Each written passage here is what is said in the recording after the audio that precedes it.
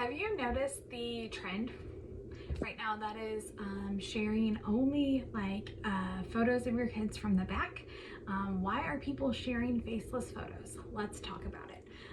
As a wife and mom and photographer, I have very rarely posted photos of my kids' faces online. It was something I was definitely concerned about, online privacy, very early on. My oldest was born in the early 2000s, and so I think a lot of the women in my generation, we loved mommy blogs, right? But I think a lot of women, they had nicknames for their kids. They often didn't post photos of their kids, but I think when we had Facebook and Instagram, and when they really took off, especially Instagram, I feel like a switch was flipped, and now we're just not only sharing photos of our kids, but also oversharing and sharing maybe too many details about their lives.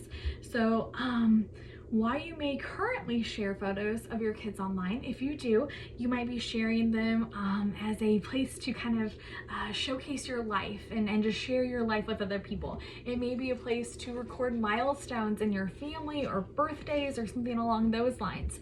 You may be just trying to share your daily life with your family or your friends, and I understand that. You may want some community. Mothering, especially in the early years, can be a very draining and kind of isolated job. Can I say that? And so I think looking for that community of like-minded people, especially other like-minded parents, I think Instagram was good for that. I don't know that it is anymore, but we'll get to that. So we might be looking for some support or community online. We may just be wanting to be memory keepers. Maybe maybe like me, you grew up in the 90s, and so you have just a few scrapbooks or just snapshots. Really, they're very disorganized. The photos from my childhood are just kind of all over the place. Maybe you wanted things to be streamlined and to document all of these things for your kids and for them to have the organized baby books, but they fell by the wayside. And so Chatbooks was kind of based on this whole idea, right? Is you just upload your photos to Instagram and sign up for our offer, and we'll just keep sending you these books. And they were so fun, they're so neat. I don't know that that's enough. I don't know that the ease of memory keeping for us is enough to continue to post our kids online. And so I'm going to explain why.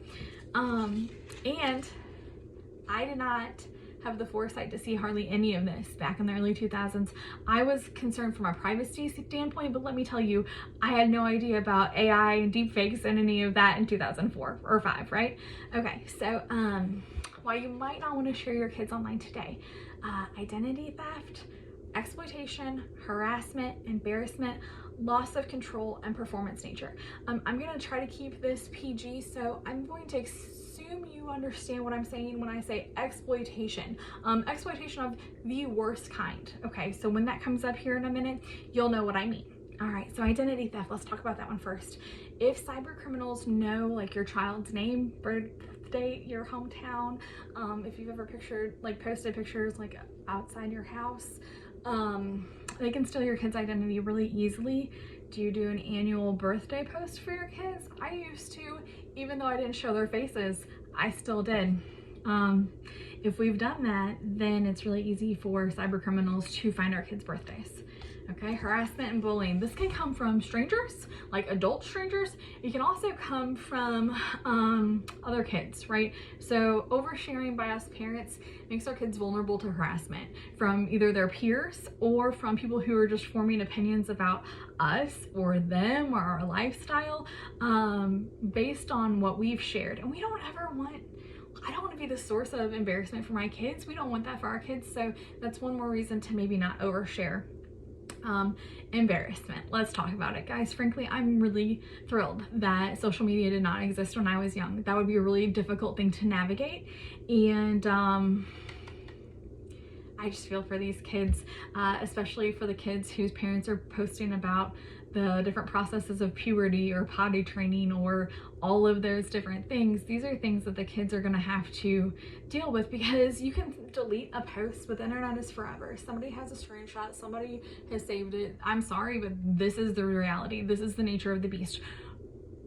We're naive if we think that's not true. Okay. Now we're gonna talk about the dark nature. Scoot your little ears away.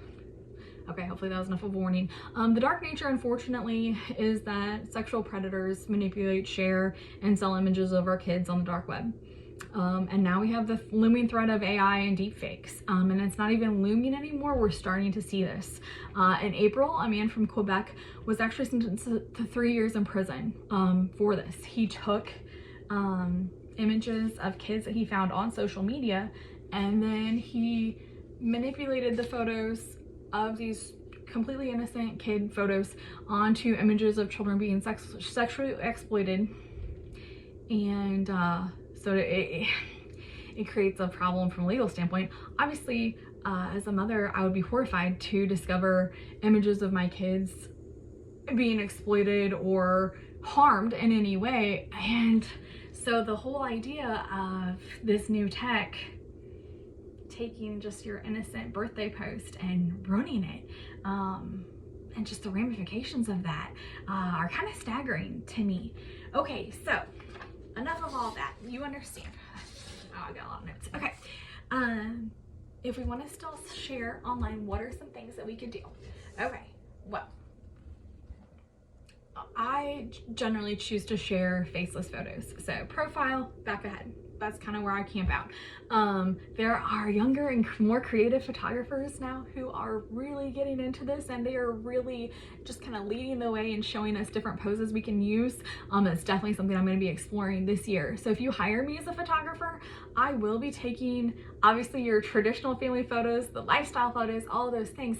I will try to include some photos of like maybe your family walking away, or you holding your child to your chest, or your face in the camera but your child is facing away. We need to have those, especially if we are going to be moving forward with an understanding that maybe posting our kids' faces online is not the best idea.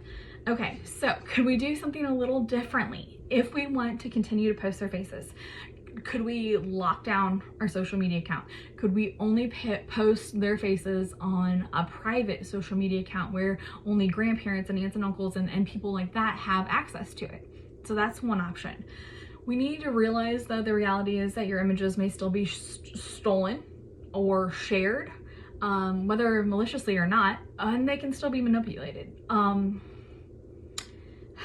know that's so sad, but this is kind of where we're at.